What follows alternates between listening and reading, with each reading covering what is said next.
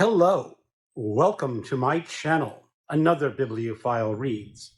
My name is Ray, and today I'm going to do a short review of the first book that I read for the Big Books of Summer.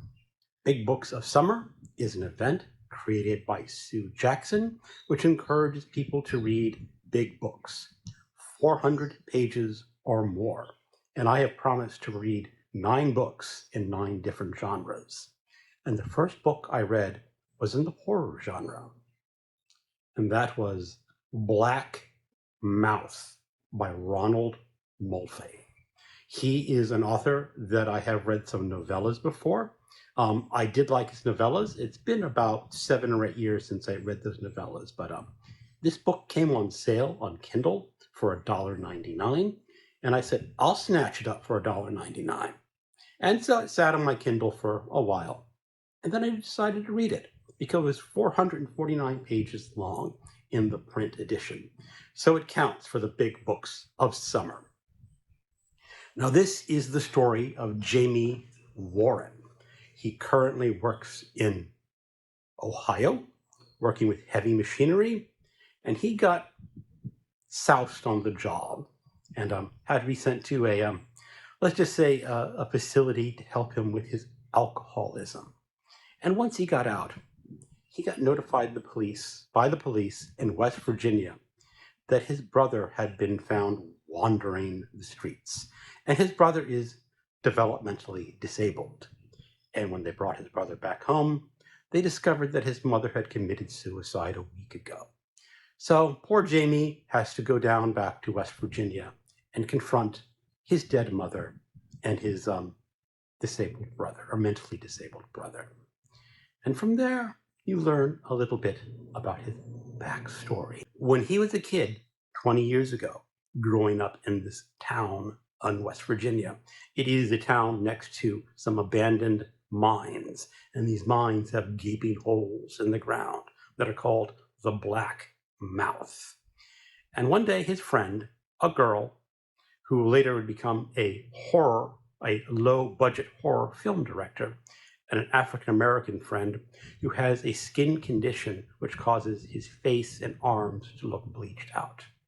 Well, one day they went into the woods and they discovered a rabbit hanging from a rope, a dead rabbit. And they decided they did not want to bury this rabbit. They did not know who had killed it or had hung it there.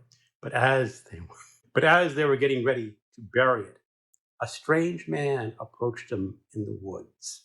He was a magician. And he said, "Do you want to see a magic trick?" And the magician took the dead rabbit, put it under a scarf, and then, presto, he removed the scarf, and the rabbit was alive again and went running off into the woods. And these 3 friends start an apprenticeship with this magician in the woods. And the magician claims to know not only card tricks and standard magic tricks, but real magic. But in order to do real magic, you have to make a sacrifice. And the sacrifice the magician wanted was for Jamie to kill his brother. Jamie refused, but as an alternative, they set fire to the woods around a Black Mouth, and 2 people died as a result of that fire. So that was their history. And as he goes back to confront his dead mother and brother, he reunites with his 2 friends because the filmmaker has captured in a photo of the magician that they knew when they were children. But it does not look like he has aged at all. There has also been a murder in a town where he was seen, where a young girl has inexplicably killed her best friend, and she claims that a homeless man in the woods told her to do that. And these friends think, is the magician still alive? Now that is the basics of the plot. As a horror novel, it worked pretty good. It has a little bit of a remembrance to like It, because it has a storyline when they are adults and a storyline when they are kids. And the storyline in the kids, they have to confront this magician, and then they're going to have to confront the magician again when they're adults. So a little bit of resemblance to It there, but all in all, it was a pretty decent read. His characters are interesting. Jamie is, of course, a raging alcoholic, and he narrates most of the book. Not all of the book, but most of it.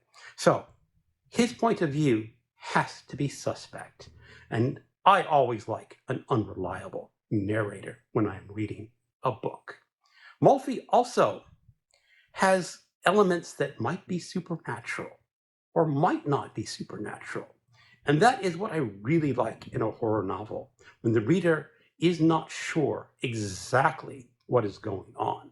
When you counter that to someone like Stephen King, who will ramp up the supernatural at the end to volume 10, and all these pyrotechnics are going off that are just impossible in the real world. What you will experience in this book is something that is strange and unusual. Or is it? So that's what I really liked about this book. I can definitely recommend Black Mouth by Ronald Malfi for people who like horror, or even thrillers who are willing to test the waters with the supernatural. Thank you for watching, and keep on reading.